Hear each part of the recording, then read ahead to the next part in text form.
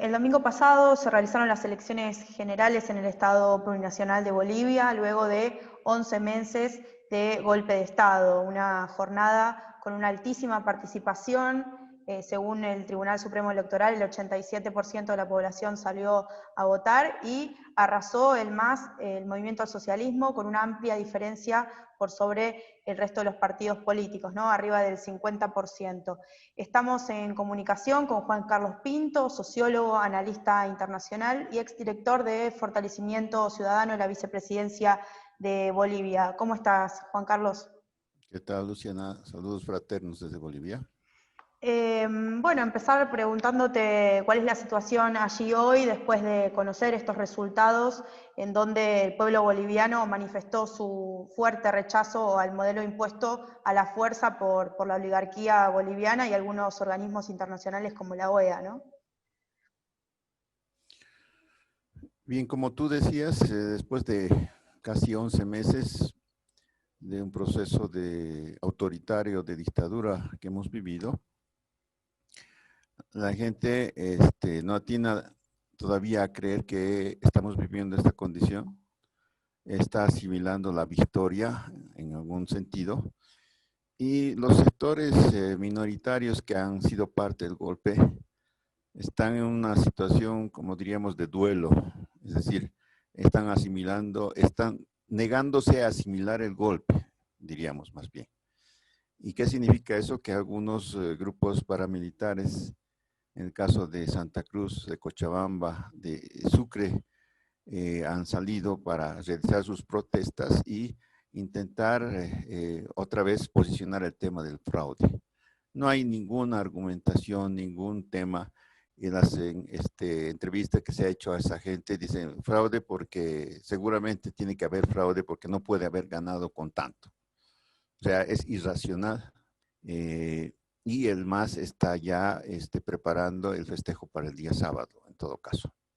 Esa es un Contar, poco la condición. Contanos un poco quiénes son esos sectores que salen a desconocer los resultados o a decir que hubo fraude. Entendemos que son sectores sobre todo que están en Santa Cruz de la Sierra y la llamada medialuna boliviana, pero contanos un poco para entender quiénes son los que salen a decir esto y qué lecturas es de estos movimientos de la derecha y esta posible respuesta, porque pareciera que a nivel institucional Áñez, Murillo, Mesa, salieron visiblemente a aceptar estos resultados, pero por debajo grupos de choque, paramilitares, porque hay que decirlo, como Resistencia Juvenil Cochala o los comités cívicos, están llamando a desconocerlo.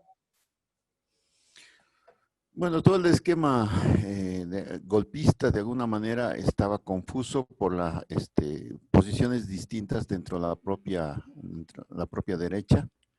Estamos hablando de que en su gran mayoría estaban apostando a la represión estatal y incluso a la continuidad golpista en ese sentido. Es decir, echar la culpa al narcoterrorismo, a los salvajes que no aceptan, no cumplen las reglas de la democracia, etcétera, y generar esta condición. Era el plan B para ellos. Pero también una parte de de esos mismos grupos de poder apostaban a la posibilidad de empatar o ganar, o empatar inicialmente o perder con poco para lograr una segunda vuelta. Y estos sectores además apostaban al hecho de que tenían el control de alguna manera del Tribunal Supremo y del sistema informático del Tribunal Supremo. Es decir, que se les hubiera hecho un poco bastante fácil si la distancia entre el primero y el segundo era bastante corta, podían haber generado una modificación. Pero fue tal la derrota que sufrieron que imposible que más de 20 puntos pudieran desaparecer del sistema informático. Entonces se quedaron sin el plan B, sin el plan A, digamos, de poder hacer eso, y el plan B se quedó cojo en el sentido de las convulsiones porque el MAS y la gente que ha votado por el MAS, más allá de la alegría, mostraron mucha cautela porque sabían que era parte del plan el generar este tipo de conflicto. Y la oposición, más bien, reaccionó con esas declaraciones hipócritas respecto al tema la adhesión democrática, la propia presidenta, el propio Murillo, etcétera, etcétera, gente que ha estado matando gente en este país y que hoy se declaran demócratas y aceptando esto. Pero ellos han largado a la fiera, en todo caso, desde antes. Es decir, este gobierno ha armado a los grupos paramilitares para que por sobre la policía pudieran ejercer miedo sobre la población. Y esos grupos paramilitares que asumen con miedo también el hecho de decir, ahora los perseguidos o enjuiciados vamos a ser nosotros. Y reaccionan de esta manera, diciendo, debe ser debe ser una terminología inventada de último momento, es un fraude científico. ¿Sí? Porque el otro dice que fue un fraude muy burdo. Este es un fraude científico y que no pueden ellos explicar cómo se ha dado. Así que de cualquier modo quieren que la situación caiga en lo que ellos quieren. Quieren negar esta situación por la violencia. Han forzado un cabildo en Santa Cruz, donde se ha declarado que en 24 horas se declare que ha habido fraude y que se anulan las elecciones. Es decir, viven su propia ficción. Este país ha votado con el 87%, como dices, porque cree en la democracia, cree en su voto y la mayoría, por supuesto, vota y acepta en este camino los resultados de esta elección. Pero esos grupos que ya están en ese camino seguramente van a seguir y posiblemente sean la continuación de un largo conflicto que vamos a seguir teniendo porque no es nuevo. Las ideas regionalistas y separatistas desde el Oriente tienen también larga data en esa perspectiva y son la cuna de las ideas más fascistas que existen en el país. ¿Qué desafíos crees que se abren a partir de aquí en adelante para los sectores populares, pero también para el movimiento al socialismo que vuelve al poder? ¿Y qué transformaciones crees que se necesitan de aquí en más, ¿no? Bueno, primero que viene la emergencia popular, es decir, necesitamos reconstituir la economía. Estamos en una situación de desesperación de la gente. Por el tema de no hay trabajo, se ha duplicado el desempleo en el país. Se han vaciado las arcas en muchos sentidos, se han quebrado empresas, etcétera, tanto estatales como en la situación de la empresa privada en general. Y tenemos una situación de pandemia todavía generalizada. Entonces, esos dos temas van a ser ejes centrales de emergencia en la primera etapa, a través de bonos, a través de ver flexibilización con el tema de los bancos y las deudas, etcétera, etcétera, que es parte de este plan. Primero es lograr ese punto. Segundo, y casi paralela, es generar una discusión también interna de acuerdos internos que nos permitan repolitizar el proceso. Es decir, el voto ha sido producto de los 14 años, pero de 14 años también que en este último tiempo han estado plagados de desesperación, de miedo, de hambre, etcétera, y no tanto de opción política y de horizonte político. Han sido más bien la suma de todos estos elementos que han conducido a que el voto duro del MAS se vea duplicado. Y en esa perspectiva hay una tarea importante de no crear expectativas demasiado grandes, de decir vamos a solucionar todo en poco tiempo, porque estamos en una condición distinta, en una situación distinta. Y vamos a salir no porque el gobierno quiera, sino porque el gobierno junto con las organizaciones van a poder salir, porque si no, nos vamos a hundir juntos en ese sentido. Y por supuesto la oposición nos va a empujar a esa situación. Entonces, eso es un tema importante. Tenemos que también en esa perspectiva, cómo lograr equilibrios internos, porque tenemos un proceso de transformación interna dentro del propio tema del liderazgo. Es decir, es un Evo que ha sido el líder no 14 años, sino 20 años, que es parte del proceso del MAS.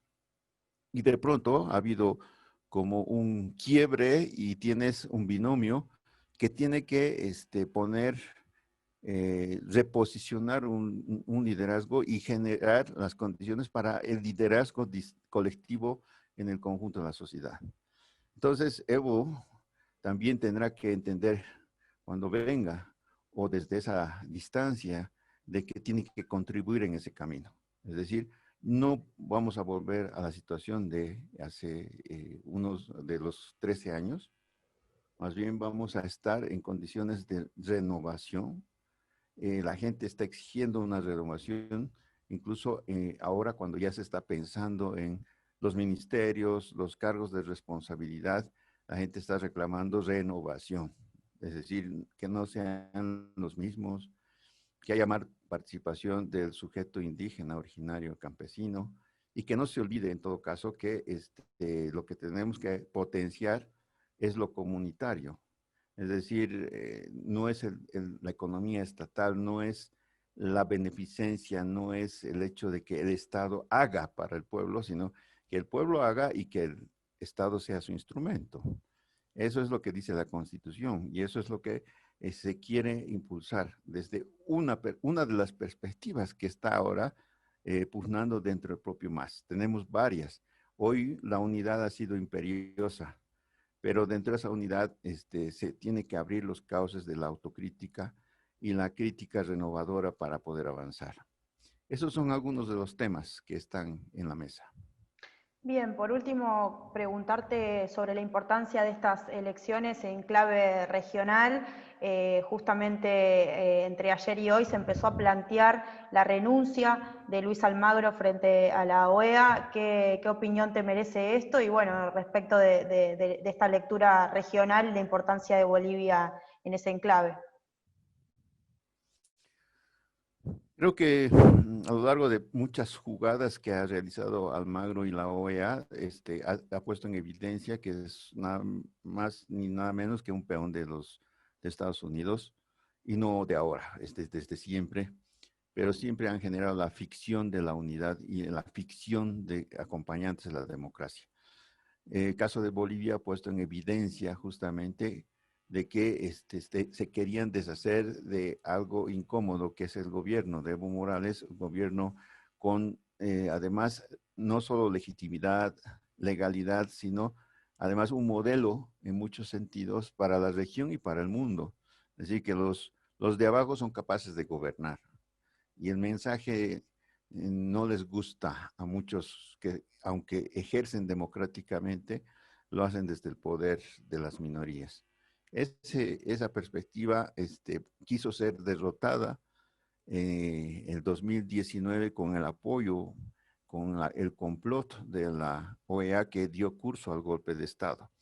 Y hoy las cifras nos están dando, poniendo en evidencia que no ha habido fraude. Ya se han comparado incluso las cifras de las actas que supuestamente la OEA escogió para mostrar el fraude y que hoy corresponden justamente a los mismos números o mayores, en todo caso. No hubo ningún cambio, es más que evidente y por tanto es importante una auditoría a la propia OEA y por supuesto la penalización de Almagro y todo este equipo que ha sustentado un fraude en Bolivia. En esta perspectiva, por supuesto que lo que ha ocurrido en Bolivia es una lección de América Latina para mostrar la fuerza que tiene el pueblo para sostener su propio proyecto, para volverlo a retomar, pero también para enjuiciar a quienes están atentando por las reglas internacionales que supuestamente deberían ayudar a fortalecer nuestras democracias y no para potenciar dictaduras como en el caso boliviano.